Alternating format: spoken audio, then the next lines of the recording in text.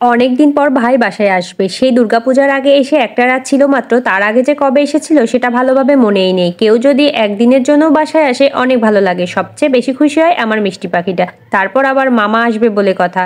নমস্কার, কেমন আছেন সবাই? দুপুরের জন্য তো রান্না শুরু করলাম। প্রথমে ডাল সিদ্ধ বসিয়ে দিয়ে মাংসগুলো ধুয়ে নিচ্ছি। ভাই আসবে, একটু তো ভালো কিছু রান্না করতেই হবে। এমনিতেই শুক্রবারে অন্য দিনের তুলনায় একটু ভালো কিছুই রান্না করা হয়, তবে খুব যে রাজকীয় খাবার সেটা না। সপ্তাহের বেশিরভাগ দিনে মাছটাই খাওয়া হয়ে থাকে। সাধারণত শুক্রবার দিনটাতেই মাংস রান্না করে থাকি, তবে মাছ খেয়ে আমরা একটু বেশি তৃপ্তি পাই। মাংসগুলো ধোয়া হয়ে গেলে টক দই দিয়ে মেখে ঢেকে রাখলাম। এর মধ্যে ভাইও চলে এসেছে। মিষ্টি সোনাকে স্নান করিয়ে বারান্দায় রোদে দাঁড়াতে বললাম চুল শুকানোর জন্য, কারণ শ্যাম্পু করিয়ে দিয়েছি। কিন্তু কে শোনে কার কথা? মামাকে পেয়ে তার তো মাথায় ঠিক নেই। এরপর আমিও একবারে স্নান করে রান্নাঘরে আসলাম। রান্না শেষ করতে অনেকটা দেরি হয়ে যাবে। শীতের দিনে বেশি বেলা করে স্নান করাটা অনেক কষ্টের। ডাল ম্যাশ করে জল দিয়ে রাখলাম, জাল হতে থাক। এদিকে মাংসটা রান্না করে নিই। ডাল আর মুরগির মাংস, এই দুইটা আইটেমই রান্না করব। অলরেডি 12:30 বেজে গিয়েছে। এর থেকে বেশি কিছু রান্না করতে গেলে দুপুরের খাবারটা দিতে বিকেল হয়ে যাবে। ভেবেছিলাম এর সঙ্গে লাউয়ের খোসা ভাজি করব। অনেক দিন ধরে খেতে ইচ্ছে করছিল, সেটাও করতে পারলাম না।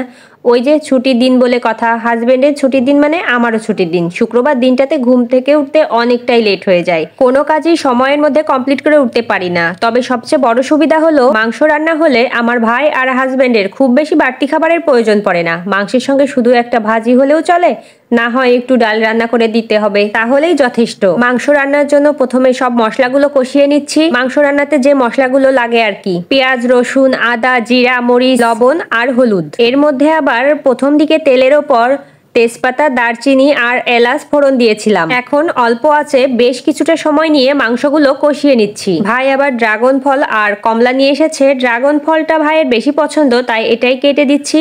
এই কালারটা এত ভালো লাগে আমার কাছে, দেখতেও যেমন সুন্দর, খেতেও টেস্টি, আবার শরীরের জন্য অনেক উপকারীও। অনেকেই আছে যারা আবার এই ফলটা খেতে একদমই পছন্দ করে না। ফল কাটতে কাটতে এদিকে মাংস কষানো কমপ্লিট। মশলা থেকে তেলটা বেশ ভালোভাবেই ছেড়ে দিয়েছে। এ পর্যায়ে দিয়ে দিচ্ছি পরিমাণ মতো গরম জল। খুব বেশি জল দেওয়ার প্রয়োজন নেই, কারণ মাংস অর্ধেক মতো সিদ্ধ হয়ে গিয়েছে। এদিকে আবার ডালটাও সম্বাদ দিয়ে নিলাম। মাংস রান্নাও প্রায় হয়ে এসেছে। সবশেষে গরম মশলার গুঁড়া দিয়ে দিচ্ছি। এইটুকু ঝোল তো রাখতেই হবে, কারণ গরম মশলার গুঁড়া দেওয়ার পর ঝোল অনেকটাই গাঢ় হয়ে যায়। গরম মশলার গুঁড়া মাংসের সঙ্গে ভালোভাবে মিশিয়ে কিছুক্ষণ ঢেকে রাখবো।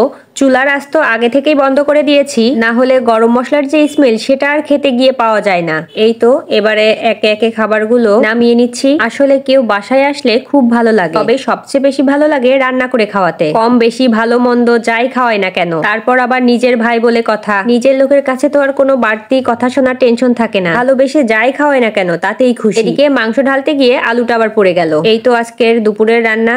আর আজকের মতো ভিডিওটি এখানে শেষ করছি। সবাই ভালো থাকবেন।